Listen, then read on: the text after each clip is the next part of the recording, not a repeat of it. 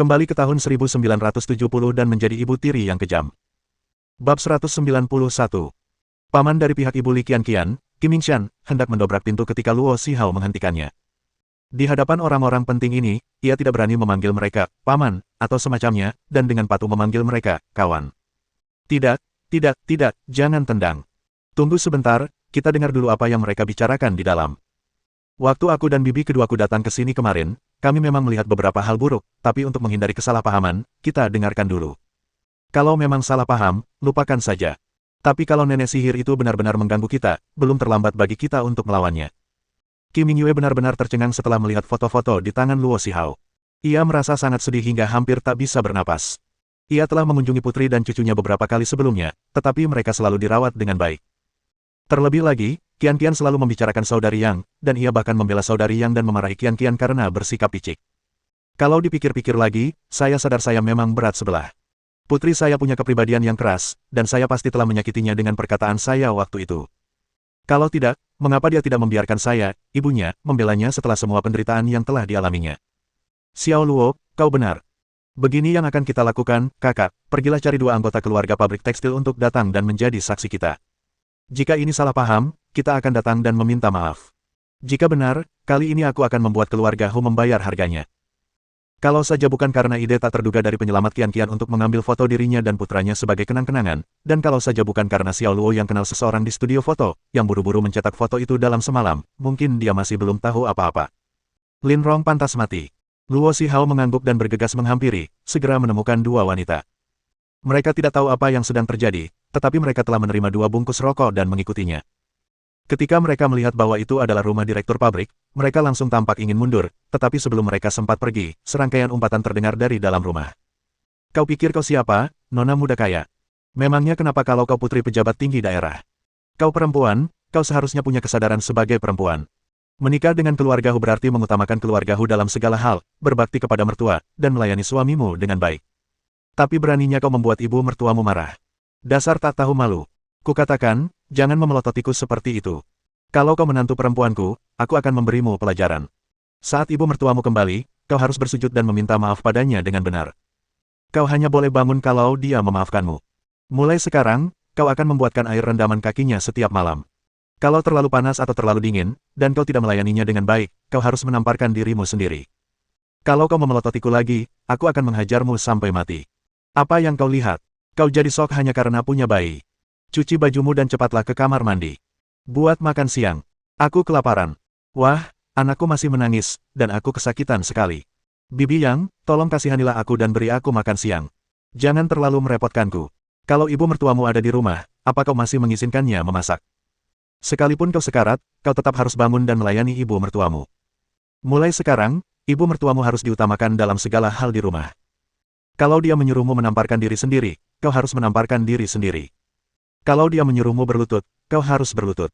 Begitulah seharusnya seorang menantu perempuan. Suara nenek yang cukup keras, dan semua orang di luar bisa mendengarnya dengan jelas. Kedua bibi Li Qianqian sangat marah hingga tangan mereka gemetar. Ini adalah gadis yang mereka besarkan dengan penuh kasih sayang di keluarga Li dan Qi. Mereka tidak pernah membayangkan putri mereka akan diganggu seperti ini. Xiao Luo, tendang pintunya. Hari ini aku akan memberi pelajaran pada wanita tua ini.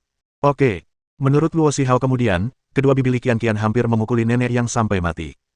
Meskipun tidak lazim untuk menonton keributan di rumah direktur pabrik, karena mereka telah melihatnya, mereka harus melihatnya.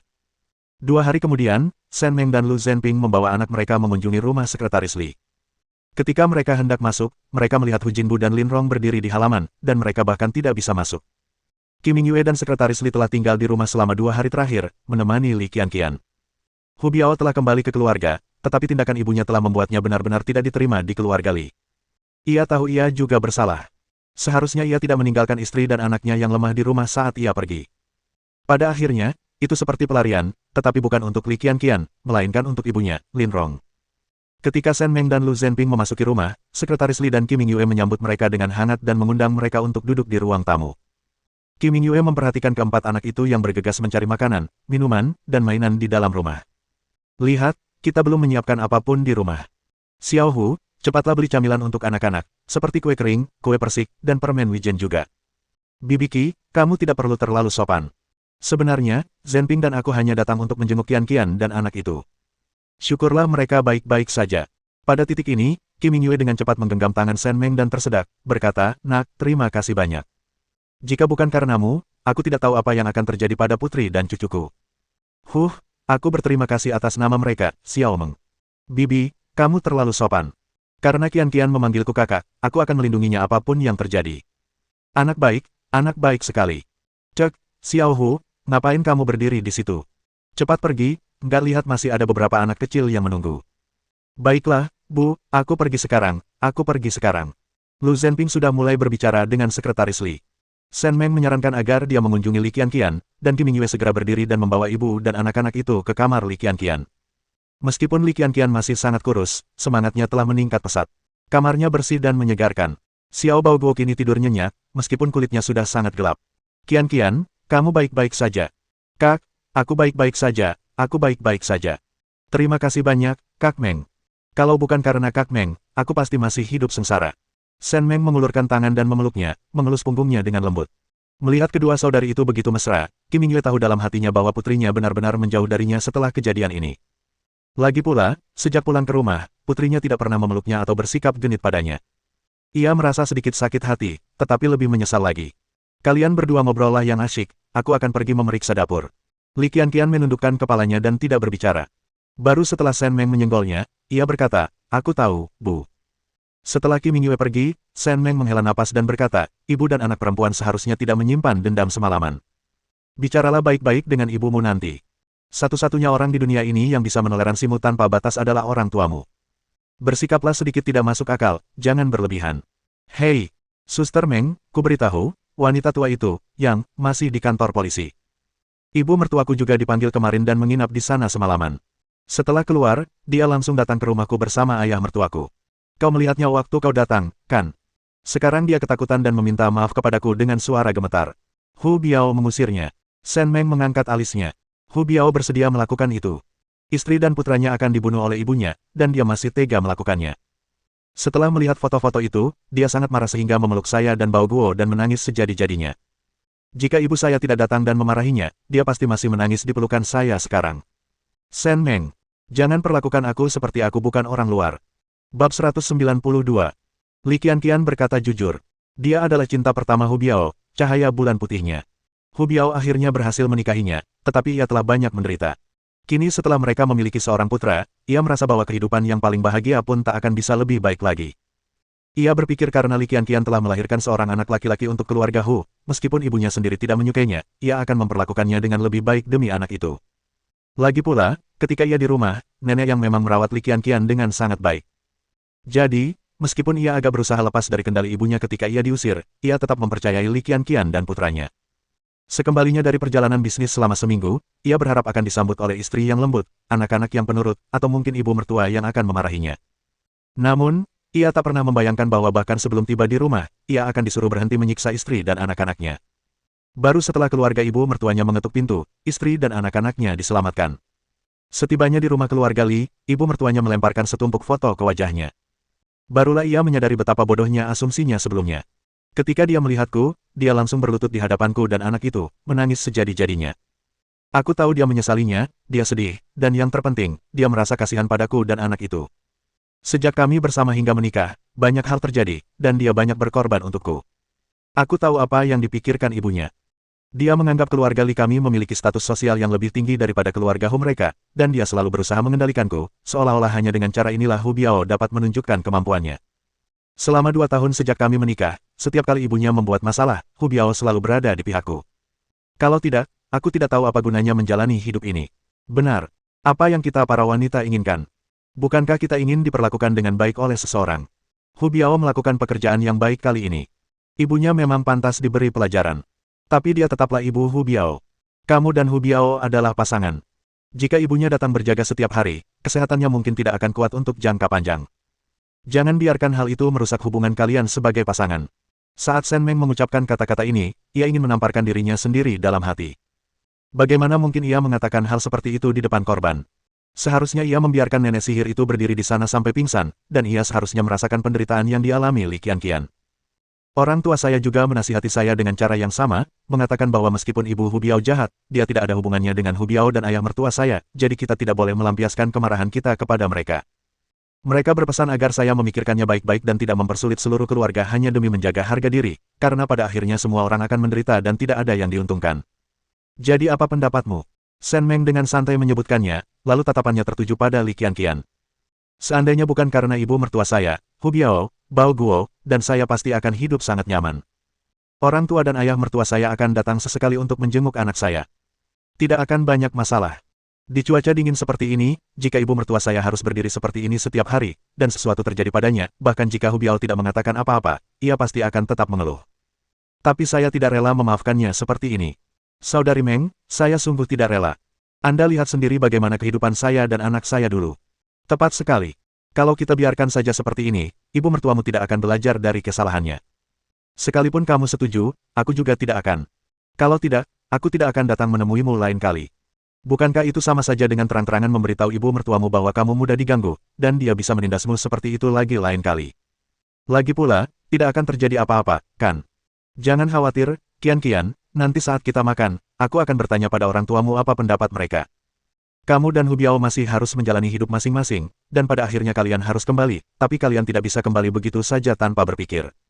Kita perlu memikirkan cara yang baik untuk mengatasinya. Li Qianqian sangat tersentuh. Shen Meng memanfaatkan kesempatan itu untuk menggenggam tangannya dan berkata, Qianqian, aku selalu merasa bahwa meskipun seorang wanita punya anak, ia tetap harus memiliki kehidupannya sendiri. Itulah sebabnya aku meminta seseorang untuk membantuku mendapatkan 2 set produk perawatan kulit itu untukmu. Aku ingin memberitahumu bahwa ketika bayinya sudah sedikit lebih besar, kau harus tetap bekerja. Kau sama sekali tidak boleh berpikir untuk tinggal di rumah dan menjadi orang yang tidak berguna. Jika kau melakukan itu terlalu lama, bahkan jika Hu Biao dan bayinya tidak keberatan, kau akan membenci dirimu sendiri. Li Qianqian dulu bekerja di toko buku, tetapi setelah menikah dengan Hu Biao, ia pindah kerja karena Lin Rong selalu membuat masalah. Saat itu, ia baru saja menikah dan tidak ingin ada konflik di rumah yang akan menyulitkan Hu Biao. Ia juga berpikir bahwa mungkin ibu mertuanya merasa tidak aman, karena ia satu-satunya orang desa di keluarganya. Melihat rumah yang penuh dengan orang-orang berpendidikan tinggi, ia tak pelak lagi merasa dirugikan, jadi ia pun pulang saja. Namun, setiap kali ia keluar dan melihat perempuan-perempuan muda yang bersemangat, bagaimana mungkin ia tidak merasa iri? Namun, dengan begitu banyaknya anak muda yang menganggur akhir-akhir ini, bahkan jika ia ingin bekerja, ia harus mencari pekerjaan yang cocok untuknya. Saudari Meng, meskipun keluarga saya dan keluarga Hu sama-sama mampu mengatur pekerjaan apapun yang saya inginkan, itu akan tidak adil bagi orang lain. Saya memiliki banyak pengetahuan, tetapi saya tidak akan menjadi pekerja garis depan. Saya ingin memaksimalkan apa yang saya miliki. Saya perlu memikirkannya dengan matang. Shen Meng memahami bahwa ini berarti dia tidak ingin melakukan pekerjaan berat di garis depan pabrik. Dia lebih menyukai pekerjaan yang lebih ringan, tidak terlalu membebani mental, dan tidak memerlukan tenaga fisik yang besar. Qianqian, aku punya ide. Penduduk desa Lujia dan kampung halamanku, desa Senjiaji, hidup susah. Mereka semua bergantung pada hasil panen di ladang. Orang dewasa baik-baik saja, tetapi banyak anak-anak yang tidak pernah memakai baju baru sejak kecil. Beberapa bahkan memakai baju yang sama dari musim dingin ke musim panas. Belum lagi sepatu mereka, jari-jari kaki mereka bengkak karena kedinginan sampai-sampai mereka tidak bisa melepas sepatu. Aku ingin membantu mereka, tetapi kekuatanku terbatas. Maukah kau membantu, Qianqian? Kasih sayang seorang wanita yang baru saja melahirkan tidak bisa diremehkan. Tidakkah Anda melihat air mata mengalir di matanya? Li Qianqian segera menyatakan kesediaannya, dan mengatakan bahwa dia bersedia melakukan bagiannya selama hal itu masih dalam kemampuannya. Aku akan bertanya kepada Sekretaris Li dan Direktur Qi tentang hal ini saat kita makan siang. Jika mereka tidak keberatan dan menganggapnya layak, maka segalanya akan lebih mudah. Qianqian, percayalah, aku akan memastikan kau kembali ke kompleks perumahan pabrik tekstil dengan gaya. Aku percaya padamu, Suster Meng. Kedua saudari itu akhirnya selesai mengobrol. Qi Mingyue hampir selesai menyiapkan makanan. Sekretaris Li mendengarkan Lu Zhenping bercerita tentang beberapa hal memalukan yang dialami putranya saat pertama kali bergabung dengan militer. Ia sesekali tertawa dan memarahi, lalu menggelengkan kepala. Pada akhirnya, putranya tidak mempermalukannya. Ia sangat berani di militer dan bahkan mendapatkan penghargaan kelas 3 tahun lalu. Bocah itu tidak menceritakan hal ini kepadanya. Di meja makan, semua orang tampak bersemangat, kecuali Hu Biao yang menatap kosong keluar pintu. Ketika ia masuk, ia mencoba melihat sekilas sosok ibunya, bertanya-tanya apakah ibunya masuk angin karena angin dingin. Li Qianqian sedang dalam suasana hati yang baik, tetapi saat melihat penampilan Hu Biao, dia tidak dapat menahan amarahnya. Apa yang kamu lihat? Kalau kamu kasihan sama ibumu, pergilah dan suruh dia pergi. Jangan makan dengan linglung begitu, apa kamu tidak takut tersedak? Bab 193. Hu Biao berhenti sejenak, memegang sumpitnya. Ia menatap Li Qianqian dengan waspada, lalu menatap ayah mertua dan orang tuanya. Ia tak sanggup berkata-kata kasar, tetapi ia segera memohon ampun. Qianqian yang baik, aku tidak patah hati. Aku benar-benar kecewa pada ibuku karena melakukan hal yang begitu buruk. Tapi dia sudah tua. Saat dia masuk, aku melihatnya sedikit goyah dan aku takut dia akan pingsan di pintu. Orang tuaku orang-orang terhormat. Jika seseorang dengan motif tersembunyi melihat mereka, meskipun mereka tidak bersalah, mereka akan difitnah. Kamu pintar juga tahu apa yang baik untukmu. Ini, makan lebih banyak. Berat badanmu turun beberapa hari ini karena mengurus anak-anak dan aku. Hehe, terima kasih, sayang. Kim Mingyue dan Sekretaris Li menatap pasangan muda itu dan menggelengkan kepala. Qianqian masih seperti anak kecil. Untungnya, Hu Biao lebih dewasa dan toleran terhadapnya. Jika dia seorang pria yang chauvinistik, dia pasti sudah menghancurkan sumpit dan mangkuknya sejak lama setelah mendengar apa yang dikatakan putrinya. Xiao Meng, Zhenping, kami turut prihatin kalian harus melihat ini. Jangan pedulikan mereka. Kedua anak ini sangat berbeda dari biasanya. Kita tidak bisa berbuat apa-apa dengan mereka. Kalian makan lagi. Dan Mingyang dan anak-anak lainnya, jangan malu-malu, makan lagi. Terima kasih, Bibi. Nenek, bakso ini enak sekali. Jangan panggil dia tante, kamu seharusnya panggil dia tante, dia terlihat seumuran dengan ibu, tante sangat cantik. Mingkai adalah yang termuda, tetapi lidahnya juga sangat tajam. Kalimat ini sangat mematikan, dan Kim Mingyue hampir kehilangan arah. Sup ikan nenek enak sekali. Bahkan lebih enak daripada buatan ibu. Kata Ming Liang sambil menyesapnya banyak-banyak, yang membuat Kim Mingyue sangat senang. Ia mengambil sendok sup dan menuangkannya ke mangkuk lain. Minumlah lebih banyak kalau kau mau. Ya ampun, Xiao Meng, bagaimana kau membesarkan anak-anak ini? Mereka semua sangat menggemaskan, dan mulut mereka semanis madu. Aku sangat menyukai mereka. Shen Meng tersenyum dan melirik Li Qianqian, lalu mengambil kesempatan untuk mengulangi apa yang baru saja mereka katakan di ruangan itu. Kali ini, Kim Mingyue dan Li Chuan sama-sama menghela napas. Bagaimana mungkin mereka tidak tahu tentang ini? Selama bertahun-tahun, mereka telah bekerja keras untuk mensejahterakan rakyat Kabupaten Ning. Namun, Kabupaten Ning adalah kabupaten yang luas, dan meskipun terdapat beberapa pabrik yang mendukung pembangunan ekonominya, masih jauh tertinggal dari kota-kota lain. Namun, keadaan tampaknya telah jauh lebih baik dalam 2 tahun terakhir. Negara ini telah meningkatkan upayanya untuk menghasilkan devisa. Saat ini ia sedang berusaha mendapatkan tempat di pameran dagang musim panas. Jika ia bisa mendapatkan tempat, meskipun hanya untuk memamerkan produk-produk Kabupaten Ning akan berbeda di masa depan. Setidaknya ketika orang lain menyebutkannya, mereka tidak akan lagi menyebutnya sebagai kabupaten miskin. Sekretaris Li, Direktur Qi, saya tidak bermaksud membuat keributan atau merusak suasana. Tadi di ruangan Qianqian, saya dengar Anda ingin membawa beberapa produk istimewa dari Kabupaten Ning untuk berpartisipasi dalam pameran dagang musim panas. Jadi saya berpikir, apa saja yang ada di Kabupaten Ning? Kain dari pabrik tekstil, handuk dan selimut dari pabrik handuk, keripik persik, manisan buah, atau makanan kaleng dari pabrik pengolahan makanan, atau mungkin beberapa produk tenun buatan tangan dari penduduk setempat. Sutradara Li awalnya mendengarkan Shen Meng sambil makan, tetapi perlahan-lahan meletakkan sumpitnya dan mulai menatapnya dengan serius. Kabupaten Ning kita adalah kabupaten yang luas dengan populasi yang besar. Kabupaten ini dianggap miskin oleh banyak kota besar. Namun, ada banyak kabupaten miskin seperti kita di seluruh negeri. Handuk, keripik persik, permen, dan kerajinan tangan, bisakah banyak daerah pedesaan memproduksi semua ini? Sekretaris Li, saya tidak bermaksud jahat, tetapi bahkan jika Anda berhasil berpartisipasi dalam pameran dagang, apakah produk yang Anda bawa benar-benar akan menarik minat orang asing? Lu Zhenping menimpali. Ia pernah bertemu tentara asing sebelumnya saat masih menjadi tentara. Sejujurnya, mereka sangat arogan dan tak berdaya. Namun, kebanyakan orang asing punya satu keuntungan, begitu kau berhasil menaklukkan mereka, mereka akan mengagumimu sepenuh hati. Xiao Meng benar. Saya pernah menerima tentara asing di Heping. Mereka kuat dan menggunakan senjata canggih. Dalam roadshow militer antara kedua angkatan bersenjata, mereka memang jauh di depan kita. Tapi tentara kita tidak bisa diremehkan. Dengan semangat pantang menyerah, mereka mengalahkan mereka beberapa kali. Saya juga banyak mendengar dari mereka tentang kecintaan mereka pada negara kita dan banyak benda-benda tua kita. Jadi, Sekretaris Li, jika Anda benar-benar ingin membawa produk-produk istimewa Kabupaten Ning ke pameran dagang, Anda harus mempertimbangkannya lebih matang lagi. Xiao Meng dan Zhenping, apa kalian sedang memikirkan sesuatu? Kalau tidak, kalian tidak akan menanyakan pertanyaan ini, kan? Wajah Shen Meng berseri-seri. Inilah yang selama ini ia tunggu-tunggu. Ia melirik Lu Zhenping, lalu berjalan ke sofa, mengambil tas di atasnya, lalu mengeluarkan 5 aksesori rambut, 5 jepit rambut, dan 2 sapu tangan dari sakunya, lalu meletakkannya di depan Li Chuan dan Kim Mingyue. Li Chuan sangat cerdik. Pasangan ini telah bekerja sama, mungkin hanya menunggu dia bertanya. Dia terkekeh, menunjuk Shen Meng dan Zhen Ping, lalu menggelengkan kepala, berkata, begini, lihat, setelah semua omonganmu itu, mereka hanya menungguku di sini. Hehehe, orang tua ini benar-benar kalah telak dari kalian, anak muda. Setelah selesai tertawa, ia mengambil jepit rambut dan sapu tangan yang diletakkan di depannya dan mengamatinya dengan saksama. Harus diakui, benda-benda itu sangat indah, dengan jahitan yang rapi dan pola yang indah. Memang cukup bagus. Apakah ini akan berhasil? Shen Meng menggelengkan kepala dan berkata, sayangnya tidak akan berhasil.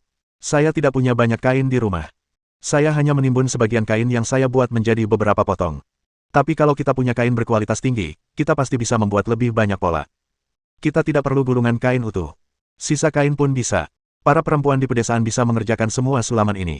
Jika kita bisa mengorganisir mereka, kekuatan mereka tidak bisa diremehkan.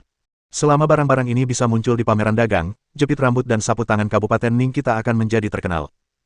Sekretaris Li, meskipun kita tidak bisa mendapatkan devisa dari pameran dagang, saya yakin Anda akan punya cara untuk menjual barang-barang ini di toko persahabatan atau koperasi pasokan dan pemasaran di ibu kota provinsi atau bahkan di ibu kota. Dengan begitu, masyarakat kita akan punya sumber pendapatan tambahan. Kita bisa memikirkan bisnis lain nanti. Cepat atau lambat, Kabupaten Ning kita akan bisa lepas dari label daerah miskin. Li Chuan dan Qi Mingyue tercengang oleh sanjungan Shen Mengcai, sementara Hu Biao sudah terlalu bersemangat untuk menahan diri. Ngomong-ngomong soal sisa kain, pabrik tekstil mereka punya banyak sekali, terutama beberapa stok yang belum terjual di gudang. Jika mereka bisa memanfaatkannya, itu akan menjadi sumber pendapatan tambahan bagi pabrik tekstil. Yang terpenting, jika kekhawatiran ayah mertua saya bisa teratasi, dosa orang tua saya pun bisa berkurang, dan beban psikologisnya pun berkurang. Ini situasi yang saling menguntungkan. Soal sisa kain, pabrik tekstil bisa menyediakannya. Shen Meng memanfaatkan kesempatan itu dan menggebrak meja, lalu berkata, hei, sudah beres, Direktur Hu. Saya pasti akan datang lagi untuk mengambil kainnya. Tapi jangan khawatir, masalah ini berada di bawah wewenang pabrik tekstil. Komunitas kami pada dasarnya berafiliasi dengan pabrik Anda. Penduduk desa akan mendapatkan sedikit biaya tenaga kerja, tetapi bagian terbesarnya akan masuk ke pabrik tekstil Anda. Namun, saya pikir Qian adalah orang yang paling tepat untuk menangani masalah ini. Biarkan dia menjadi petugas penghubung, dan pastikan gaji serta tunjangannya besar, kalau tidak, Qian tidak akan punya waktu. Li Qian, Hu Biao, Li Chuan, Qi Mingyue. Cuma itu. Nggak terlalu terburu-buru, sayang. Bab 194. Istri Zhen Ping, apa yang kau katakan benar. Ini bukan lelucon. Lagi pula, Xiao Hu bukan manajer pabrik kecil. Hal-hal ini perlu persetujuan ayahnya, dan pabrik tekstil harus mengadakan rapat untuk memutuskan. Apa yang dikatakan anak itu memang bukan sesuatu yang tidak bisa dipertimbangkan, tetapi segala sesuatunya tidak boleh terburu-buru.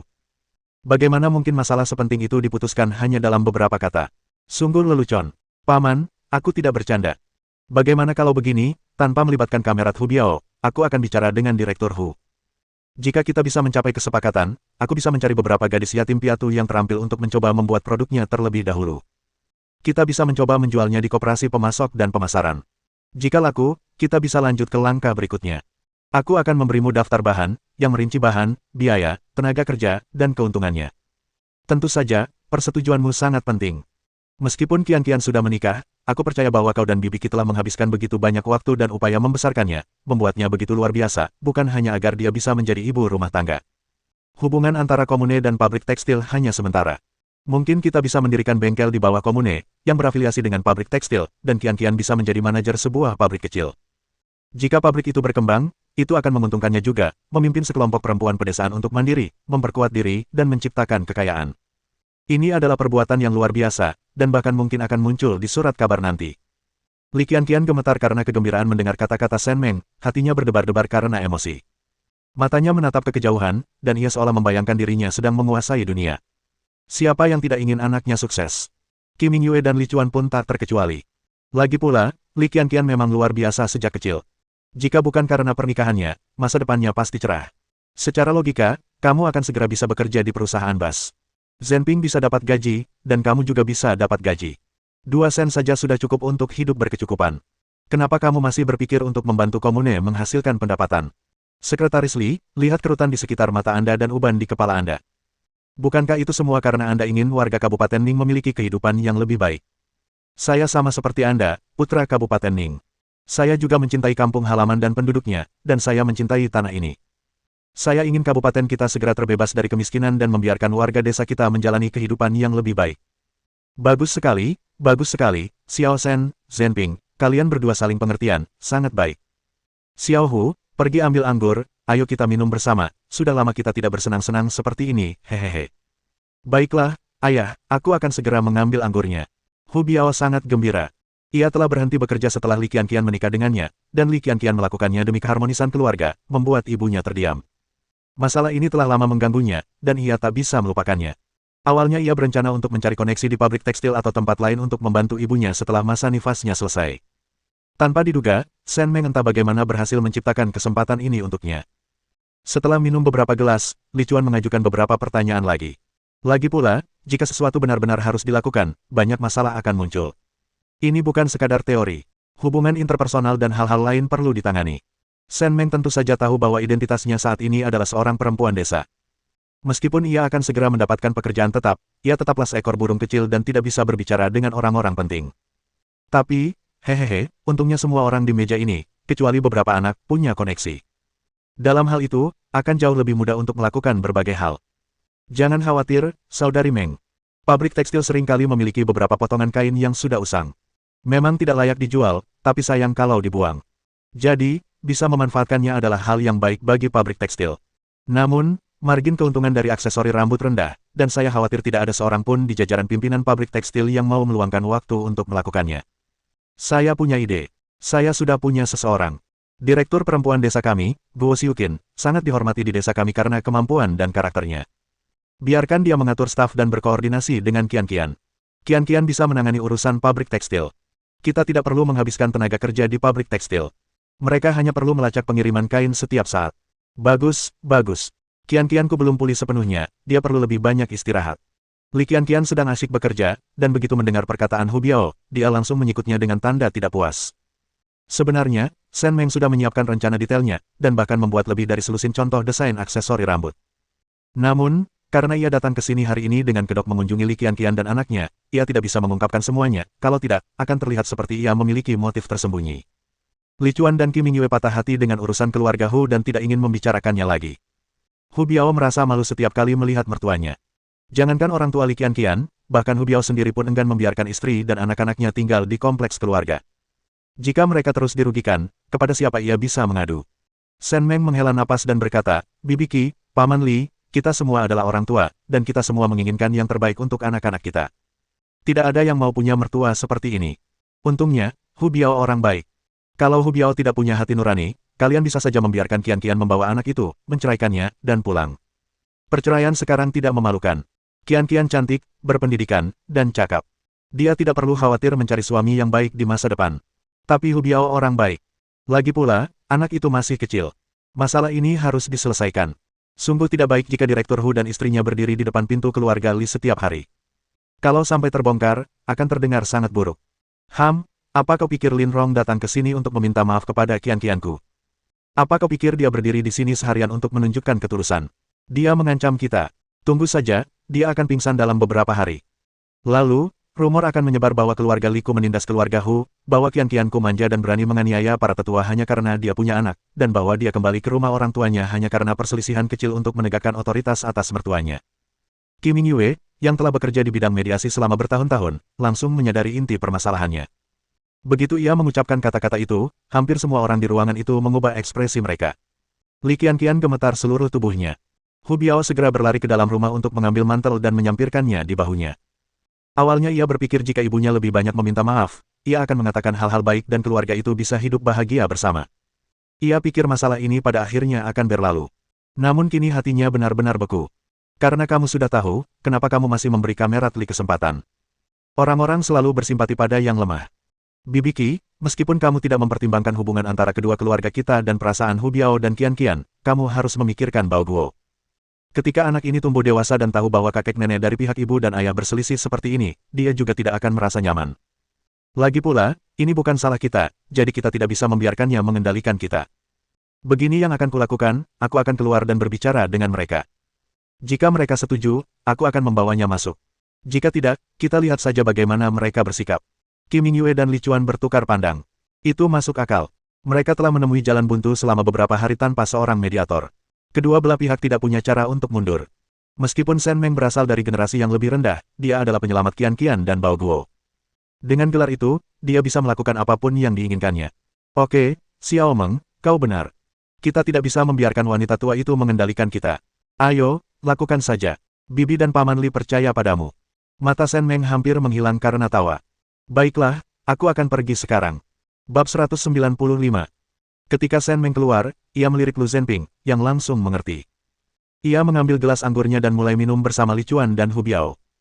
Ia tahu apa yang mungkin ingin dilakukan Shen Meng, tetapi karena itu adalah keinginan istrinya, ia dengan senang hati akan membantu semampunya. Jika Shen Meng mengalami kesulitan, sebagai suaminya, ia tentu akan mendukungnya dan mencegahnya tersandung. Paman Li, Xiao Meng tidak punya banyak pengalaman. Dia baru saja punya ide dan mulai mencari orang di mana-mana untuk memverifikasinya, serta mencari pengrajin terampil dari rumah ke rumah. Dia sungguh-sungguh berusaha mewujudkannya. Mohon maaf jika ada yang belum dia kerjakan dengan baik.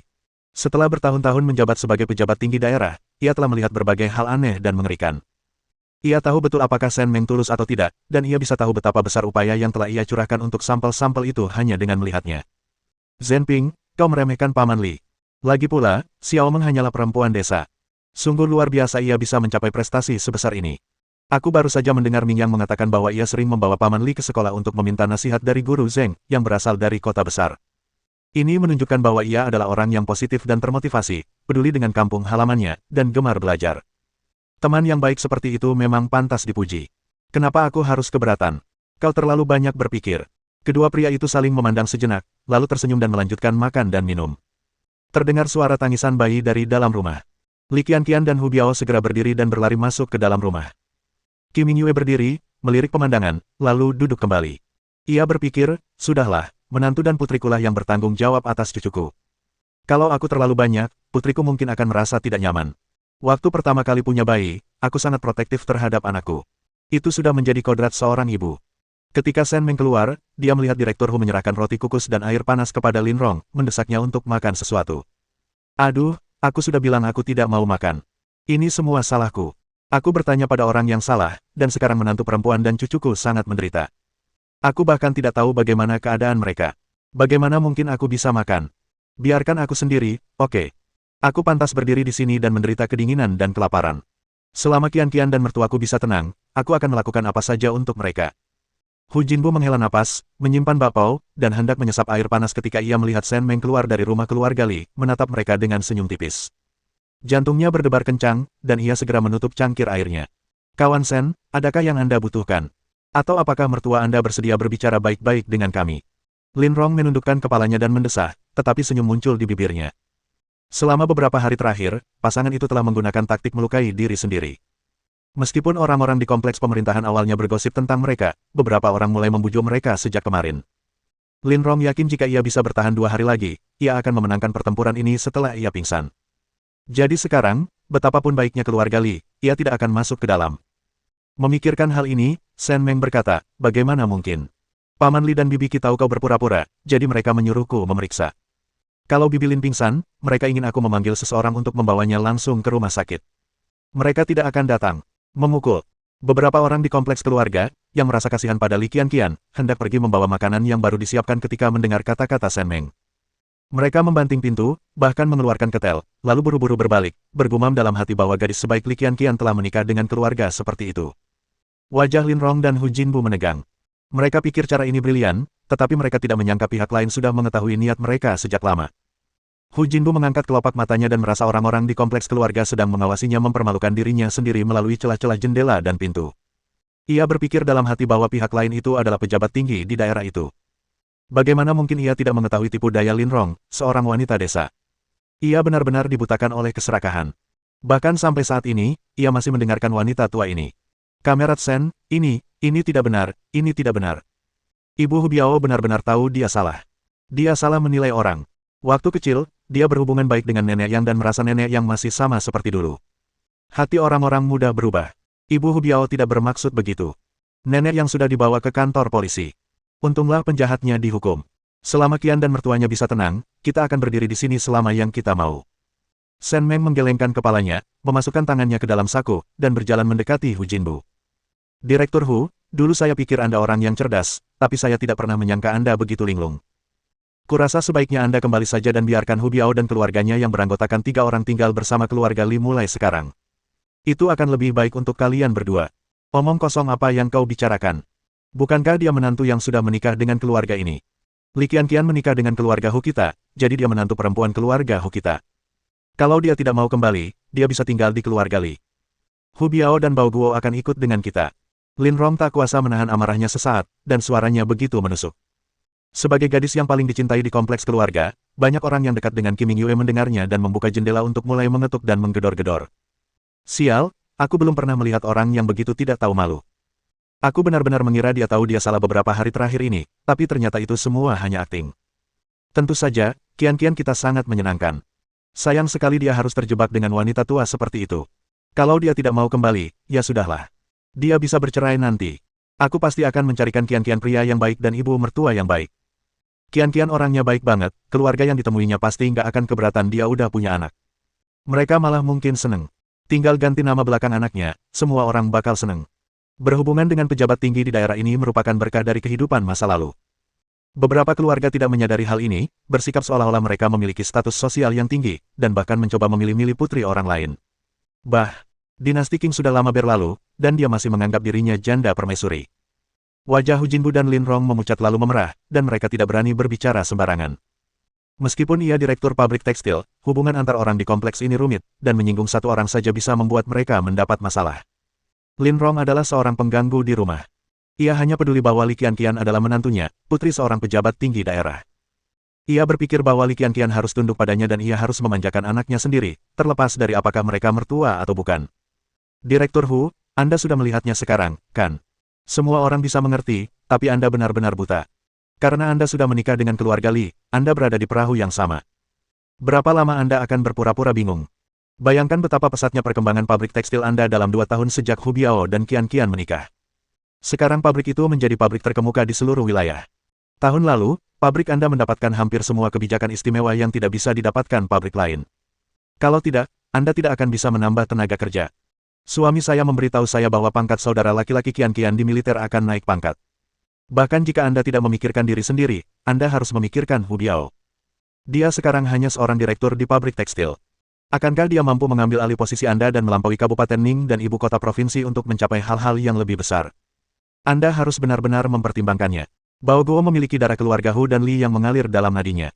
Masa depannya tak terbatas. Anda perlu memikirkannya. Apakah lebih penting menginjak reputasi keluarga Li? Demi harga diri dan kemuliaan diri sendiri, atau demi masa depan putra dan cucu Anda? Anda orang pintar, jadi saya tidak akan bicara lagi. Hu Jinbu tiba-tiba mendongak ke arah Shen Meng, pikirannya berpacu, merenungkan kemungkinan apa yang dikatakannya. Bab 196. Pikiran Lin Rong berkecamuk. Ia tentu tahu betapa besar manfaat yang bisa ia peroleh dari menjalin hubungan dengan Li Chuan melalui pernikahan.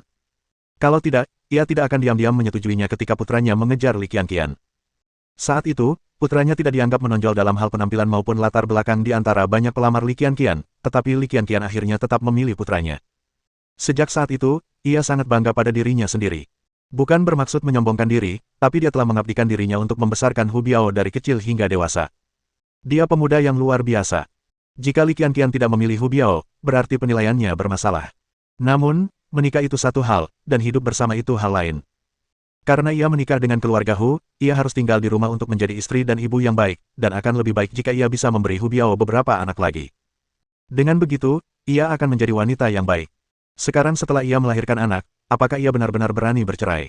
Bahkan jika ia berani bercerai, apakah keluarga Li mampu kehilangan begitu banyak muka? Gadis kecil, kau terlalu licik. Bao Guo memiliki darah keluarga Li dan Hu. Apapun yang terjadi, dia akan menjaga keluarga Hu demi anak itu. Putraku akan menjadi luar biasa di masa depan, mungkin bahkan lebih berkuasa daripada keluarga Li. Dengan begitu, keluarga Li akan memohon bantuan kita. Nyonya tua, itu berarti keluarga Hu harus punya kemampuan. Kalau tidak, bahkan sebelum kau sempat menonjol, Sekretaris Li bisa menghancurkan keluargamu dengan jentikan jarinya. Dia berani. Shen Meng menatap Lin Rong dengan wajah dingin dan berkata, kenapa dia tidak berani? Sekretaris Li adalah orang yang jujur dan bermartabat. Siapa di antara warga Kabupaten Ning yang tidak menghormati dan mencintainya sebagai pejabat daerah? Kontribusi Bibi Qi untuk Kabupaten Ning masih terpampang di papan pengumuman. Semua orang di kabupaten tahu tentang itu. Dia bahkan dimuat di surat kabar provinsi. Itu suatu kehormatan yang luar biasa. Dan Kamerat Li Heping, dia telah berjasa di ketentaraan. Dia adalah keluarga terhormat karena suatu alasan. Apakah Anda meminta izin mereka sebelum menindas Qianqian seperti ini? Apakah Anda meminta izin kepada warga Kabupaten Ning? Lin Rong dan Hu Jinbu mundur 2 langkah setelah ditanya oleh suara tegas Shen Meng. Setelah mengatakan semua ini, kau masih saja linglung, Nyonya Lin. Kalau kau terus bersikap feodal, kau seharusnya dibawa pergi dan diberi pelajaran yang layak. Kamu, beraninya kamu bicara seperti itu padaku. Apa kamu tidak takut aku tidak mengizinkanmu bekerja di pabrik tekstil? Kata-kata ini benar-benar keterlaluan. Hu Jinbu begitu ketakutan sehingga ia segera menariknya. Seseorang yang tidak memiliki posisi atau hak suara di pabrik tekstil itu mencoba mempersulit orang lain dengan kata-katanya. Jika ini sampai terbongkar, ia akan kehilangan pekerjaannya sebagai manajer pabrik. Diam. Geram Hu Jinbu, lalu menoleh ke Shen Meng sambil tersenyum dan berkata, Kamerat Shen, seperti yang sudah kami katakan sebelumnya, kami tahu kami salah. Apapun yang diminta Qian-Qian dan mertuanya, selama mereka meminta, kami akan berusaha semaksimal mungkin untuk memenuhinya. Selama keluarga Hu Biao, Qian-Qian, dan Bao Guo yang beranggotakan 3 orang bisa hidup bahagia bersama, kami, pasangan tua ini, bersedia melakukan apapun yang kalian minta. Sebelum Lin Rong sempat berkata apa-apa lagi, Hu Jinbu mencengkeram lengannya erat-erat, membuatnya meringis kesakitan. Dalam hatinya, ia tahu mana yang lebih penting putranya, cucunya, dan masa depan pabrik. Dibandingkan dengan harga diri dan martabatnya yang sementara, ia tahu mana yang lebih penting. Direktur Hu, jika Anda benar-benar tulus saat ini, kami tidak perlu membuang banyak napas. Ya, silakan ceritakan. Karena kamu sudah datang sejauh ini, kamu tidak benar-benar datang ke sini hanya untuk menertawakan kami, kan? Shen Meng mendengus dingin, rubah tua, lalu melirik Lin Rong. Saat ia menurunkan pandangannya, ia mendapat ide. Direktur Hu, meskipun Anda, Qian-Qian, dan Hu Biao adalah keluarga, Qian-Qian dan Bao Guo memang telah dirugikan kali ini. Wajar jika Hu Biao marah. Menurut saya, Anda harus meminta maaf. Permintaan maaf itu seharusnya tidak hanya ditujukan kepada keluarga Li, tetapi juga kepada pasangan muda itu. Jika tidak, itu tidak adil. Saya pikir kita harus memberi pasangan itu 2.000 yuan sebagai kompensasi, dan 500 yuan kepada keluarga Li. Jika kita memberi mereka lebih, orang-orang akan mengatakan bahwa Sekretaris Li telah melakukan kesalahan. Ini semua demi anak-anak. Saya pikir Direktur Hu akan bersedia memberikannya. Wajah Hu Jinbu dan Lin Rong begitu muram hingga mereka tampak seperti bisa memeras air. Ketika Li Qian-Qian dan Hu Biao menikah, mereka menghabiskan banyak uang. Mereka takut orang lain akan mengatakan bahwa keluarga Hu pelit, jadi pasangan tua itu menghabiskan sebagian besar tabungan mereka. Sekarang, hanya 2 tahun kemudian, mereka harus mengeluarkan uang sebanyak itu lagi. Sungguh menjijikkan. Lin Rong mengangkat tangannya, tetapi sebelum dia bisa mengucapkan kutukan, Hu Jinbu mencengkeram lengannya. Baiklah, Nek, jangan ribut. Apa Nek pikir ini Kang, tempat tidur bata berpemanas milik Nek sendiri? Nek tidak boleh ribut di sini. Kami sudah memberikannya padamu. Yang penting anak kami baik-baik saja di masa depan. Kalau Nek terus ribut, apa yang akan Nek lakukan kalau Hu Biao jadi terasing dari kami, orang tua, dan istrinya tidak mengizinkannya bertemu cucunya? Inilah kelemahan Lin Rong. Ia mudah dimanipulasi hanya dengan beberapa kata saja, membuat Lin Rong merasa terkekang. Baiklah, itu bisa diterima, Kamerat Shen. Saya setuju. Ayo. Ini cuma satu contoh. Sebenarnya, masalah terbesarnya adalah konflik antara ibu mertua dan menantu perempuan. Ini masalah lama, bukan hanya masalah keluarga Humu. Tapi Qian-Qian dan Bao Guo memang telah dirugikan oleh hal ini. Kudengar Dr. Cheng datang khusus untuk menjenguk mereka. Bao Guo kurus dan kecil karena kekurangan gizi, dan Qian-Qian tidak mendapatkan cukup makanan bergizi dan ASI, itulah sebabnya anak itu berada dalam kondisi seperti itu. Jika mereka tidak dirawat dengan baik, mereka mungkin akan menjadi lemah dan sakit-sakitan di kemudian hari. Jadi, saya sarankan Direktur Hu, Anda meminta istri Anda kembali ke kampung halaman selama 1 atau 2 tahun. Dengan begitu, ibu mertua dan menantu perempuan tidak akan bertemu satu sama lain, dan tidak akan ada banyak konflik. Itu akan membantu di masa depan. Omong kosong. Kau mau mengusirku? Tidak mungkin. Aku tidak mau pergi. Itu cucuku. Apa aku akan menyakitinya? Aku sudah jelas-jelas menginstruksikan nenek yang untuk menjaga anak itu dengan baik. Nenek tua itu berani mempermainkanku. Aku pasti akan memberinya pelajaran nanti. Tapi kau tidak akan membiarkanku pergi. Shen Meng mendecak lidahnya, merentangkan tangannya, dan menatap Hu Jinbu dengan ekspresi gelisah. Hu Jinbu menatap putranya yang telah melangkah maju, lalu memberi isyarat dengan matanya, berharap putranya akan membela ibunya. Namun, Hu Biao menatapnya dengan dingin dan berbalik untuk masuk ke dalam rumah. Lin Rong juga melihat tatapan Hu Biao. Tatapan itu membuat hatinya yang sombong membeku, merinding hingga ke tulang. Baiklah, aku setuju. Biarkan Nenek Bao Guo pulang ke kampung halamannya selama 2 tahun. Tapi bolehkah dia pulang setiap bulan selama 2 tahun ini? Kalau tidak, ya sudahlah, dia tidak akan pulang. Pak Tua. Lin Rong menatap Hu Jinbu dengan tak percaya. 2 tahun. Bagaimana mungkin dia berkata begitu? Berhentilah berteriak. Apa kau benar-benar ingin anakmu menjauhimu? Lin Rong memalingkan wajahnya dan terisak. Hidup di pedesaan itu keras. Ia sudah bertahun-tahun tinggal di kota, bagaimana mungkin ia bisa terbiasa? Lagi pula, seluruh keluarganya ada di kota kabupaten, dan hanya ia yang pulang kampung. Apa pendapat orang-orang tentangnya? Nenek yang masih di kantor polisi. Bagaimana mungkin keluarga yang bisa memperlakukannya dengan baik di masa depan? Shen Meng dengan dingin mengamati kesedihannya, berpikir bahwa itu semua adalah kesalahannya sendiri, dan bahwa dia pantas menderita atas apa yang tidak dimilikinya. Setelah menyetujui kedua syarat ini, Shen Meng mulai membicarakan apa yang telah mereka bahas di rumah keluarga Li. Tujuannya adalah membantu pabrik tekstil menyelesaikan masalah dan meningkatkan pendapatannya. Hu Jindu setuju tanpa berpikir panjang. Lin Rong, yang berdiri di samping, sangat marah. Setelah semua upaya itu, ia tidak hanya gagal menaklukkan Li Qianqian, tetapi ia juga berhasil membawa teman baiknya, Nenek Yang, ke kantor polisi. Keluarganya harus membayar 2.500 yuan, putranya menjadi terasing darinya, dan menantu perempuannya menjadi pejabat di pabrik tekstil. Aduh, memikirkannya saja sudah membuatnya sakit kepala, sakit hati, dan nyeri di sekujur tubuhnya. Bab 197. Setelah Shen Meng memasuki rumah, ia menceritakan kembali apa yang baru saja ia katakan kepada Hu Jinbu kepada keluarga Li. Setelah mendengarkan, seluruh keluarga Li memandang Hu Biao, bagaimanapun juga, ia adalah ibunya. Jika ia meminta keringanan hukuman, Li Qianqian yakin ia tidak akan menolak. Jangan menatapku seperti itu, Bu dan Ayah. Qianqian, aku kebetulan mendengar ini saat pergi keluar. Kurasa Meng Ji benar. Kalau ibuku tidak diberi pelajaran keras, dia mungkin akan melakukan hal lain di masa depan. Bao Guo masih muda. 2 tahun ini bukanlah waktu yang lama atau singkat. Dia bisa belajar banyak. Mungkin anakku pintar dan bisa membedakan yang benar dan yang salah. Kalau ibuku ada di dekat anak itu dan mengajarinya sesuatu yang salah, sudah terlambat untuk menyesalinya nanti. Setelah Hu Biao selesai berbicara, dia tersenyum kecut, mengangkat gelas anggurnya, meletakkannya lagi, berpikir sejenak, lalu meminumnya. Hu Biao, bagaimanapun juga, dia ibumu sendiri. Bahkan demikian Qian dan anak itu, kau tidak bisa mencegahnya kembali. Jadi, dia tetap harus kembali berkunjung saat liburan, kalau tidak. Ayah, tidak perlu. Itu ibuku sendiri. Hatiku juga sakit, tapi kali ini dia bertindak terlalu jauh, benar-benar terlalu jauh. Seperti apa Qianqian sebelumnya? Cantik, cerdas, gadis yang begitu ceria dan periang.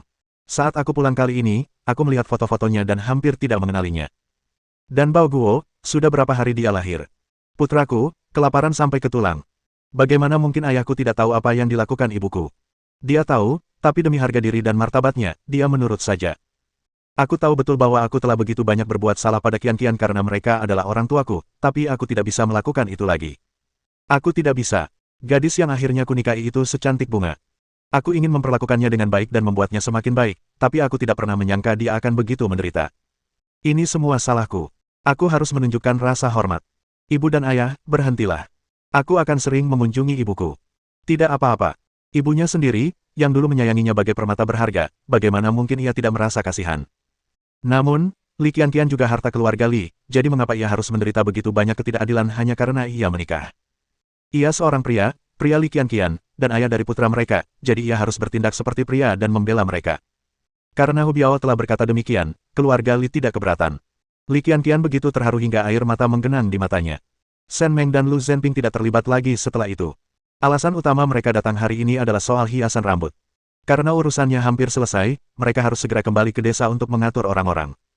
Setelah rencana disetujui, pekerjaan lanjutan harus dilakukan. Semuanya bergantung pada hasilnya. Hal pertama yang dilakukan Shen Meng saat kembali ke desa adalah pergi menemui Guo Xiuqin, yang begitu gembira hingga dia menepuk pahanya hingga merah. Oh, Xiao Meng, aku tahu kau orang baik. Jangan khawatir, serahkan saja padaku. Aku bisa mengatur semuanya untukmu. Ada cukup banyak perempuan terampil di desa Lujia kami. Mereka sangat cekatan. Mereka bisa menjahit sol sepatu, menyulam, dan melakukan apapun tanpa masalah. Bibi, ada begitu banyak orang di desa kita. Ada alasan mengapa aku mempercayakan tugas ini kepadamu, melewati komune. Bibi sudah bertahun-tahun di desa ini, jadi kamu tahu persis menantu perempuan dari keluarga mana yang baik dan menantu perempuan dari keluarga mana yang terabaikan. Bibi, aku melakukan ini bukan untuk apa-apa, aku hanya ingin memberi kesempatan kepada para wanita kita. Bibi boleh meminta bantuan siapapun, tetapi Suster Lian Hua dan Si Feng adalah suatu keharusan. Yang lain juga tidak boleh ceroboh. Mereka harus berkarakter baik dan memiliki keterampilan yang baik. Mereka tidak boleh malas atau mengambil jalan pintas. Kami akan membayar 1 sen untuk setiap pekerjaan. Jika laku, aku bisa mencoba mendapatkan lebih banyak. Tentu saja, sebagai pengawas, Bibi pasti akan mendapatkan bagian dari keuntungan. Tapi aku tidak bisa menjanjikanmu sekarang bahwa aku akan memberimu gaji tetap setelah batch pertama dikirim. Guo Xiuqin sangat gembira. Bagus sekali. Dia tidak perlu banyak terlibat, dan dia bahkan mendapat kesempatan untuk membalikkan keadaan. Apalagi karena semuanya sudah jelas, apalagi yang mungkin dia inginkan. Jangan khawatir, Xiao Meng. Kamu tahu bibimu orang seperti apa. Jangan bahas gaji dulu. Selama itu membantu para perempuan di desa kita, aku akan dengan senang hati membantu mereka. Namun, tenagaku terbatas. Kurasa Jing Hao orang yang baik. Dia bisa membantuku berbagi beban. Dia terampil, jadi akan lebih baik lagi kalau dia bisa membantuku mengawasi pekerjaan. Lagi pula, Ibu Daya dan Siang-Siang semuanya sangat baik. Kudengar kakak iparmu juga terampil. Bagaimana kalau kamu berbagi beban dengannya juga? Shen Meng menyeringai dan langsung setuju. Tak heran jika Guo Xiuqin, seorang perempuan yang menikah dengan penduduk desa, berhasil menjadi direktur perempuan desa Lujia. Ia sangat cerdas. Kebanyakan orang akan berpikir untuk memberikan pekerjaan ini kepada seseorang yang dekat dengan mereka, dan tak akan pernah terpikir untuk menyerahkannya. Baiklah, nanti aku kabari keluargaku. Oh, Bibi, setelah kita mengantarkan pesanan pertama ini, kita harus memberitahu komune. Lagi pula, ini kan cara untuk menghasilkan pendapatan bagi komune, jadi pengirimannya harus atas nama komune. Kalau tidak, kalau terjadi apa-apa, itu salah kita. Mendengar ini, Guo Xiuqin merinding. Tentu saja, jika komune tidak turun tangan, dan jika ada yang melaporkannya, itu akan dianggap menjual kembali. Jika komune tidak mendapat bagian, dia mungkin akan membuat masalah. Baiklah, saya akan bicara dengan kepala desa dan sekretaris partai tentang ini. Sebenarnya, prioritas utama komune adalah fokus pada produksi. Sedangkan untuk usaha sampingan, biasanya tidak terlalu penting. Silakan saja, lakukan dengan percaya diri. Guo Xiuqin menghibur Shen Meng, berharap ia bisa segera memulangkan bibinya sendiri agar ia bisa menulis laporan lamaran dengan benar dan menyelesaikan masalah ini. Ia berpikir jika masalah ini berhasil, kehidupan di desa Lujia akan makmur, dan semua perempuan akan mendapatkan penghasilan, dan siapa yang berani memukul atau memarahi perempuan sesuka hati. Setelah mengetahui Shen Meng pergi ke kota kabupaten, Wu Xianglan segera datang ke rumahnya sambil membawa sekotak bubuk mutiara. Sekotak bubuk itu harganya 1,5 yuan, yang membuatnya merasa sangat sedih, tetapi memikirkan bahwa ia bisa mendapatkan pekerjaan hari ini membuatnya merasa sedikit lebih baik. Kakak ipar, apa yang sedang kamu tulis? Ada yang bisa saya bantu? Xianglan ada di sini. Dia sedang menulis pesanan untuk pabrik tekstil. Sebentar lagi selesai. Coba saya periksa kesalahan ketiknya. Wu Xianglan tidak menganggap dirinya orang luar. Ia menarik bangku dan duduk di depan Shen Meng. Ia menyerahkan bubuk mutiara di tangannya kepada Shen Meng, menatapnya sambil tersenyum, dan berkata, Kakak ipar, aku pergi ke koperasi persediaan dan pemasaran komune dan melihat mereka menjual bubuk mutiara, jadi aku membelikanmu sekotak. Coba lihat apakah bubuk mutiaranya berfungsi dengan baik. Shen Meng terkejut sesaat, tidak pernah menyangka bahwa orang kikir pun akan bersikap pelit. Bab 198. Wu Xianglan merasa sedikit malu dengan tatapan Shen Meng. Khawatir Shen Meng akan merasa jijik, ia menarik tangannya dan tidak berani lagi mendorong bubuk mutiara itu. Ia menundukkan kepala dan tidak berani berkata apa-apa lagi, menggosok-gosokkan kedua tangannya berulang kali. Xianglan, apa yang kamu lakukan? Bubuk mutiara ini mahal, ya. Biasanya kamu bahkan tidak mampu membeli gula merah. Kalau tangan atau kakimu terluka, kamu tinggal menggosoknya dengan jelaga dari dasar panci. Kenapa kamu membelikanku sesuatu yang begitu mahal hari ini? Apa kamu mau bertanya tentang pekerjaan? Wu Xianglan tersenyum agak malu, lalu cepat mengangguk. Semuanya sudah beres. Aku pergi ke kantor wali kota kemarin untuk urusan ini. Kamu bisa kesampingkan dulu. Qian bilang dia pasti akan mengurusmu. Fokus saja pada pekerjaanmu dengan baik dan jangan biarkan siapapun menyalahkanmu. Aku jamin kamu akan bisa mendapatkan gaji untuk jangka panjang. Mungkin kalau kamu bekerja selama 2 tahun dan berkinerja baik, kamu bahkan bisa mendapatkan posisi tetap. Astaga, kakak ipar, pekerjaanku benar-benar beres. Hebat. Kakak ipar, kau penyelamatku. Aku sangat berterima kasih padamu. Aku bersujud padamu. Kakak ipar, kau tidak hanya membantuku mendapatkan pekerjaan, kau juga menyelamatkan kami bertiga. Jiahe sialan itu, selain pergi bekerja, yang dia lakukan hanyalah mencoba menyelinap ke tempat tidur Liu Sukin. Dia mengambil semua barang bagus dari rumah itu. Dan sekarang Liu Sukin bahkan mencoba membuat Jiahe membagi harta keluarga. Wu Xianglan adalah seorang yang bodoh. Dalam novel aslinya, ia adalah antek Zhou Jiao dan sering bertengkar dengan pemilik aslinya. Ia juga membiarkan Yong Qiang dan Yong Li menindas Ming Kei. Pada akhirnya, ia tidak memiliki akhir yang baik. Ia menghabiskan seluruh hidupnya di kota kabupaten, menjaga Lu Jiahe dan anaknya. Ia bertengkar dengan Liu Sukin setiap beberapa hari, dan hidupnya kacau balau. Lu Jiahe tidak menyukai kedua anak itu, sementara Liu Sukin menjalani kehidupan yang jauh lebih nyaman sebagai perbandingan. Dia agak konyol dan jahat, tetapi harus saya akui, dia ibu yang sangat baik. Shen Meng merenung sejenak dan berkata, Xianglan, bagaimana menurutmu kabar bibi Daya akhir-akhir ini? Tidak apa-apa, aku mengerti. Meskipun tidak terlalu makmur, Daya dan Xiaoya jelas bertambah berat badan, dan dia menjadi jauh lebih rajin. Lagi pula, ini lebih baik daripada saat dia bersama keluarga Su. Sungguh memalukan. Seorang wanita membesarkan 2 anak perempuan sendirian. Meskipun desa merawatnya dengan baik, masih banyak orang yang bergosip di belakangnya, mengatakan bahwa dia mencari kematian dan tidak tahu malu karena telah menghancurkan suaminya seperti itu. Dia harus menanggungnya dan itu akan berlalu. Hidup memang lebih baik sekarang, tetapi reputasinya buruk. Ini juga akan memengaruhi kedua anaknya di masa depan. Ketika mereka dewasa dan menikah, mereka mungkin akan diganggu oleh mertua mereka. Hehe, begini ceritanya, waktu aku ke kota kabupaten kemarin, aku mampir ke rumah sakit untuk menjenguk Suster Cheng. Waktu kami ngobrol santai, aku cerita soal kondisi Ibu Daya. Ibu merasa kasihan sekali dan langsung mencarikan pekerjaan untuknya di kantin rumah sakit. Gajinya hampir sama dengan gajimu, dan itu pekerjaan yang mudah. Hidupnya pasti akan semakin baik mulai sekarang. Biarlah penduduk desa bergosip sesuka hati. Suatu hari nanti, Tuhan akan mengajari mereka untuk diam. Mata Xianglan melebar, dan butuh beberapa saat baginya untuk tersadar. Keberuntungan apa yang dimiliki Dayan yang hingga mendapatkan pekerjaan sebagus itu. Rumah sakit itu tempat yang bagus dengan banyak pasien, dan jika dia membantu seseorang, dia bisa mendapatkan keuntungan. Matanya melirik ke sekeliling. Kakak ipar, bolehkah aku menukar pekerjaanku di pabrik tekstil dengan pekerjaan Daya? Lagi pula, kita keluarga, dan pekerjaan yang lebih ringan pasti lebih menyenangkan. Kalau kamu nggak mau, banyak orang lain yang mau. Kamu pikir gampang banget cari kerja di pabrik tekstilmu. Aku sampai harus mengemis dan memohon-mohon supaya kamu dapat pekerjaan ini. Aku bahkan menghabiskan lebih dari 30 yuan untuk menyuap orang-orang agar kamu dapat pekerjaan ini. Coba tanya-tanya ke seluruh penjuru kota. Banyak banget pengangguran di rumah yang bikin kotak korek api. Dan kamu masih mengeluh. Kalau kamu nggak mau pergi, ya jangan pergi. Aku lebih suka hidup tenang dan damai. Shen Meng menyadari bahwa ia salah, benar-benar salah. Ia hanya merasa sedikit kasihan dan berpikir untuk memberinya kesempatan. Namun, orang ini benar-benar idiot, benar-benar tolol yang tak bisa ditolong sama sekali. Karena selalu mencari sesuatu yang lebih baik, ia memutuskan untuk membiarkannya begitu saja. Bahkan menjadi mata-mata baginya pun akan membuang-buang waktunya.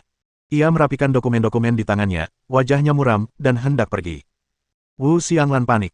Lihat saja betapa kerasnya Zhou Jiaojiao bekerja untuk pekerjaan di pabrik tekstil itu. Ia tahu betapa langkanya pekerjaan itu. Kedua saudara iparnya telah tinggal di kota kabupaten selama bertahun-tahun, dan sekarang mereka hanya menempelkan kotak korek api atau mencari pekerjaan sambilan. Saudara iparnya sudah lama sibuk mencarikannya pekerjaan, dan sekarang setelah pekerjaan itu akhirnya didapatkan, bagaimana mungkin ia mengatakan hal-hal itu tanpa berpikir. Wu Yulan berdiri dan menamparkan dirinya sendiri 2 kali, lalu meraih Shen Meng, mencegahnya pergi. Tidak, kakak ipar, aku salah. Aku salah bicara. Aku hanya ingin bermalas-malasan. Jangan marah, kakak ipar. Aku tidak akan pernah berpikir seperti itu lagi. Jangan marah, kakak ipar. Xianglan, menurutmu apa yang kulakukan bersama Zhenping saat mengajak anak-anak ke kota kabupaten kemarin? Berbelanja. Kami ke sana untuk mentraktir seseorang makan malam, untuk membantumu mendapatkan pekerjaan. Zhenping mungkin tampak dingin di permukaan, tapi dia baik hati. Bagaimana mungkin dia tidak menyayangi keponakannya sendiri? Kalau bukan demi kedua anak itu dan betapa baiknya dirimu sebagai seorang ibu, orang sekuat dia tidak akan mau datang mengemis bersamaku. Tapi kamu baru saja mendapat pekerjaan, dan kamu ingin pindah kerja. Apa kamu pikir rumah sakit dan pabrik tekstil itu milik keluargaku? Tidak, Lu Zhenping sama sekali tidak punya alasan untuk peduli pada keponakan-keponakannya. Anak-anak nakal itu dulu sering menindas Mingyang dan yang lainnya. Setiap kali Lu Zhenping melihat mereka, ia hanya akan menyipitkan mata sedikit, dan itu akan membuat mereka ketakutan setengah mati.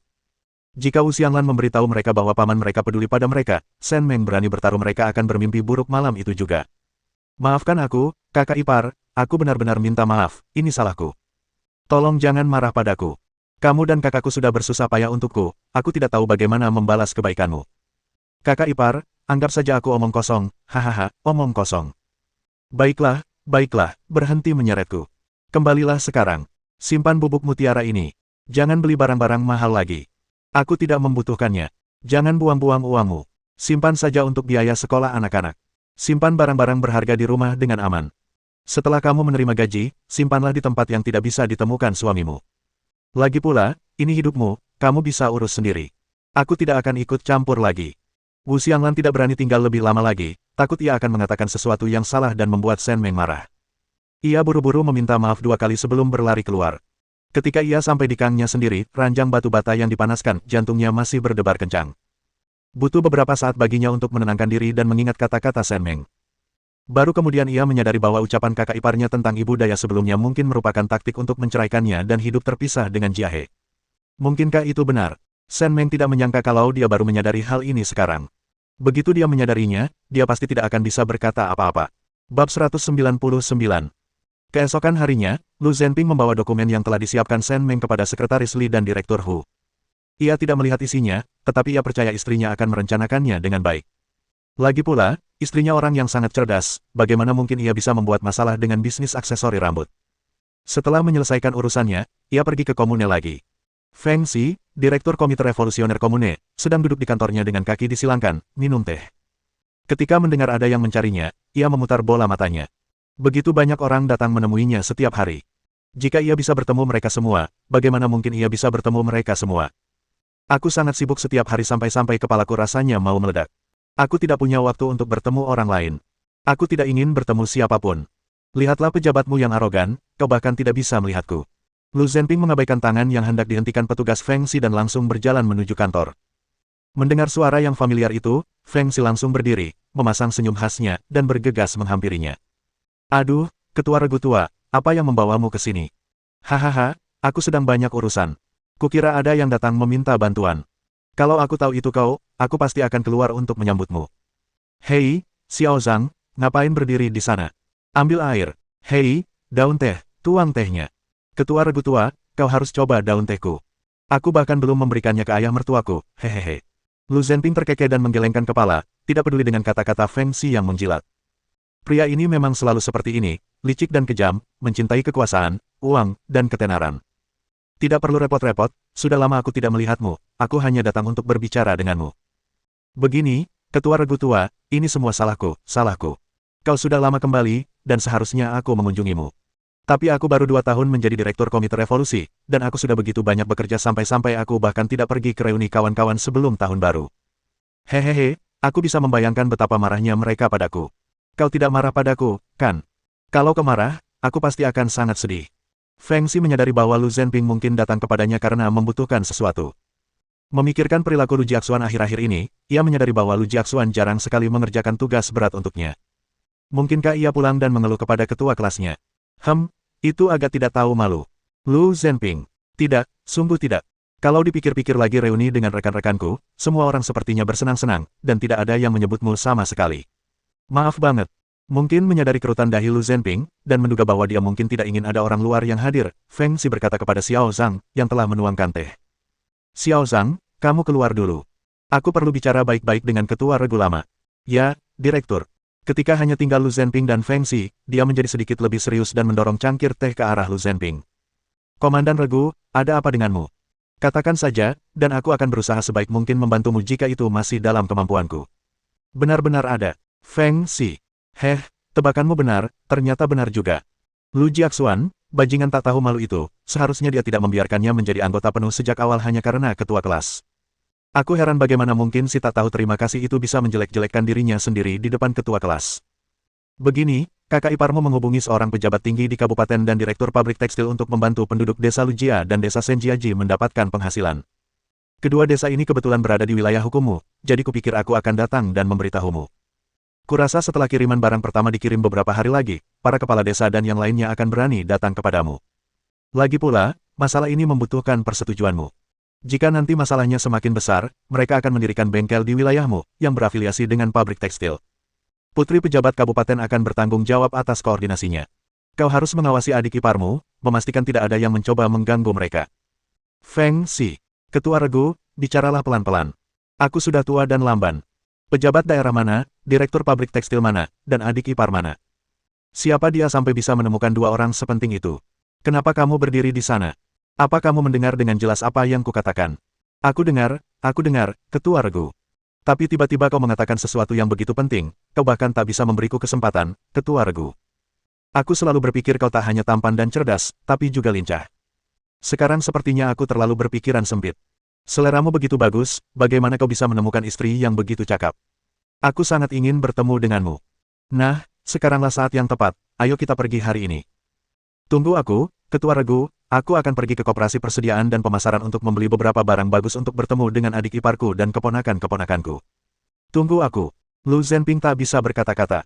Saat orang ini sedang bersemangat, ia dengan mudahnya menghujani orang dengan pujian. Sanjungan itu keluar begitu saja seolah-olah ia sedang makan dan minum, tanpa ia sadari. Baiklah, tidak perlu repot-repot lagi. Keluargaku juga belum siap. Kita bicarakan nanti saja. Ingat apa yang kukatakan, awasi dia dan jangan biarkan orang itu mempersulitnya. Juga, awasi para bajingan di bawah komandomu. Lebih mudah menghadapi Raja Neraka daripada berurusan dengan bawahannya. Lu Zhenping tahu prinsip ini. Membantu warga desa meningkatkan pendapatan mereka memang baik, tetapi ada kepentingan pribadi yang terlibat. Jika seseorang yang tidak tahu benar dan salah menyukai hal ini dan ingin meraup untung, itu bukan hal yang mustahil. Feng Xi adalah seorang yang mementingkan karir, tetapi dia sangat sadar bahwa dia tidak akan menyentuh dana publik. Tidak mungkin, Ketua Regu. Apa yang dilakukan istrimu adalah perbuatan baik, hal yang luar biasa. Sekalipun itu membuatku berada dalam posisi sulit, aku tidak akan membiarkan siapapun mengganggunya. Hidup orang-orang terlalu sulit. Kesadaran istrimu layak mendapatkan spanduk kecil dan sertifikat kehormatan sebagai penghargaan. Ketua Regu, bagaimana kalau begini? Setelah hasil pemeriksaan barang pertama keluar, aku akan datang menemuimu. Kita harus minum-minum sampai puas kalau begitu. Lu Zhenping tersenyum dan menunjuk ke mulutnya. Feng Xi segera menepuk-nepuk mulutnya beberapa kali. Saat ini belum waktunya untuk mengambil keputusan, jadi lebih baik merahasiakannya. Setelah Lu Zhenping pergi, Feng Xi melompat-lompat kegirangan di kantornya. Ketika ia bangun pagi, istrinya berkata bahwa ia melihat seekor burung murai di pintu. Ia tidak percaya dan memarahinya, mengatakan bahwa dalam cuaca sedingin ini, hanya burung gagak yang akan terlihat. Tak disangka, tebakan istrinya benar. Itu adalah burung murai. Kalau tidak, bagaimana mungkin kesempatan sebesar itu jatuh ke tangannya? Kalau dipikir-pikir, itu karena Ketua Regu yang lama peduli padanya. Dia mungkin mencoba menambahkan satu bab lagi ke pencapaiannya sendiri secara tidak langsung. Sekarang karirnya berjalan lancar, Ketua Regu lama juga akan punya prestasi, hehehe. Dia bilang Ketua Regu lu orang baik, dan dia benar. Saat sedang berjalan-jalan, ia kebetulan bertemu Lu Jiaxuan, yang sedang kembali dari perjalanan bisnis. Ia tersenyum dan mengangguk pada Lu Jiaxuan, yang membungkuk padanya, merasa tersanjung. Feng Xi langsung mengerutkan kening melihat gesturnya. Ketua kelas adalah orang yang sangat heroik, tetapi adiknya ini tampaknya sangat menyebalkan. Bab 200. Zhang Hongfa dan Lu Debang mengadakan lokakarya gabungan pertama mereka hari ini di kantor desa. Tema lokakarya tersebut adalah menyusun rencana spesifik tentang cara menyelesaikan bisnis bunga di desa Lujia secara efisien dan efektif.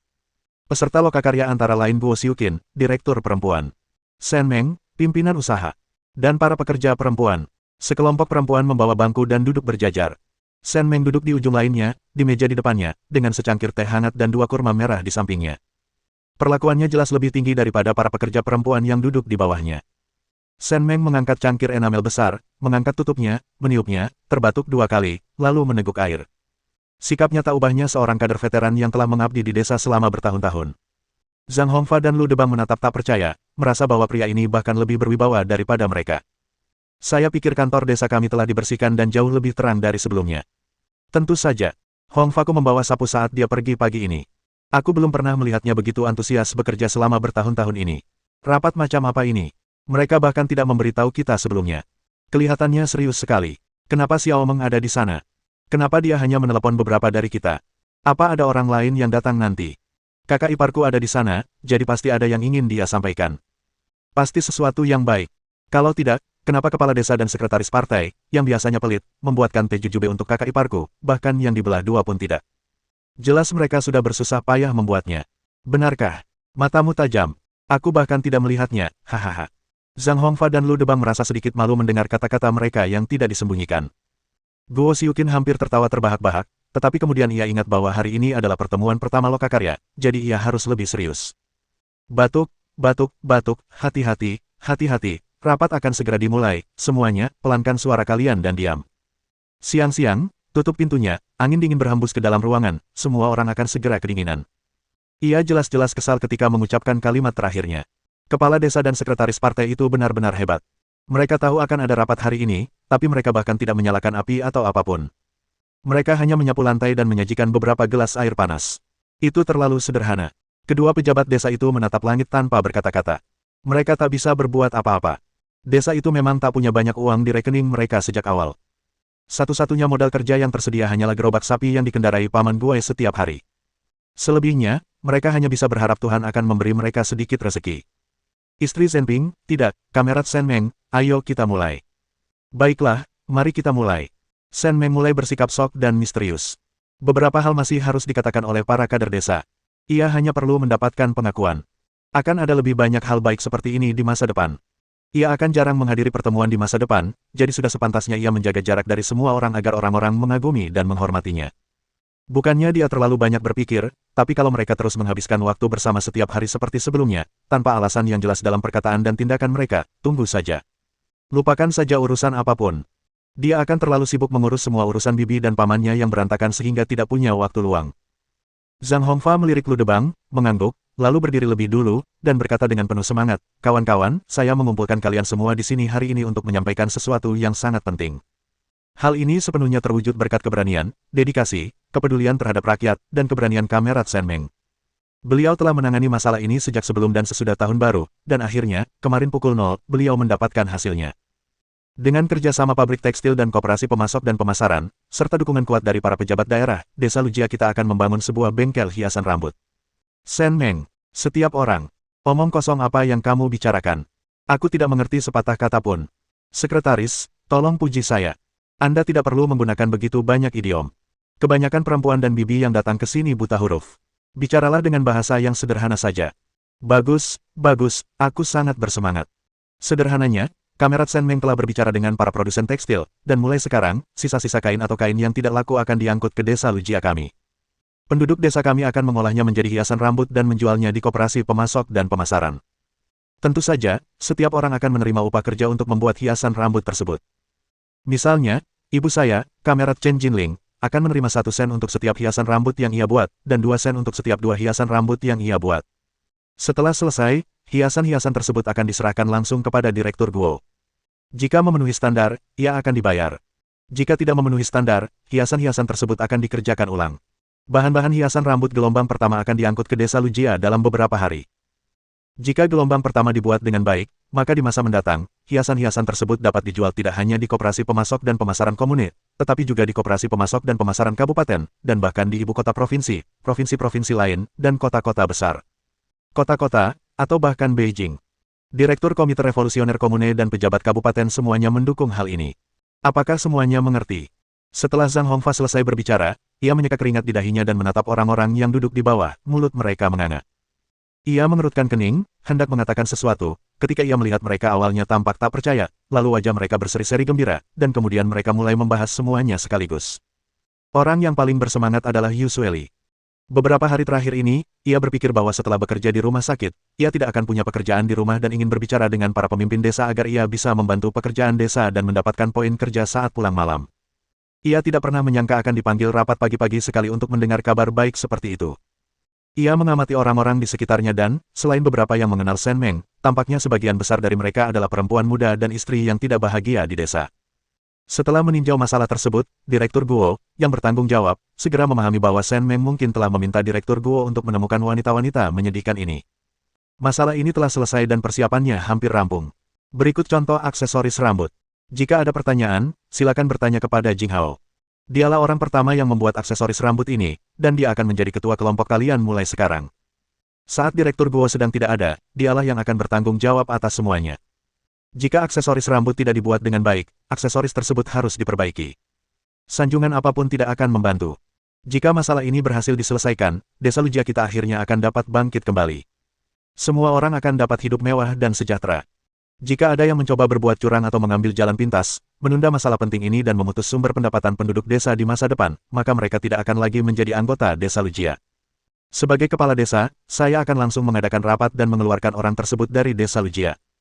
Lu Debang, kepala desa, selalu memiliki reputasi yang baik di desa Lujia. Ia selalu berusaha berpihak pada penduduk desa, baik dalam perkataan maupun perbuatan. Jika terjadi tahun yang buruk dan produksi gandum menurun, ia akan melapor kepada atasannya untuk memastikan jatah gandum terpenuhi dan penduduk desa memiliki cukup makanan. Ini pertama kalinya ia mengucapkan kata-kata kasar seperti itu. Semua orang memahami pentingnya masalah ini, dan tentu saja mereka semua menyatakan akan melakukan yang terbaik. Beberapa gadis dan istri muda tampak gembira, tetapi mereka tidak berani bersuara. Singer, Xiao Yu, jangan takut. Ini masalah besar bagi desa. Orang tua, kakak, dan adik ipar kalian tidak boleh ikut campur. Seng Nan, Ding Qing, kepala desa dan sekretaris akan berbicara dengan ibu mertua dan suami kalian. Fokus saja pada urusan kalian sendiri. Tidak ada yang bisa menunda masalah ini. Kalau tidak, kami akan melakukan apa yang dikatakan kepala desa. Tidak ada yang bisa membela kami. Oh, terima kasih, Direktur Guo, terima kasih, Direktur Guo. Melihat wajah-wajah bahagia mereka, Sen Meng merasa lega dan gembira. Ia senang melihat gadis-gadis tertawa, terutama tawa Yusueli, tawa yang menunjukkan keberanian dalam melawan belenggu dan keinginan untuk memulai hidup baru. Bersambung,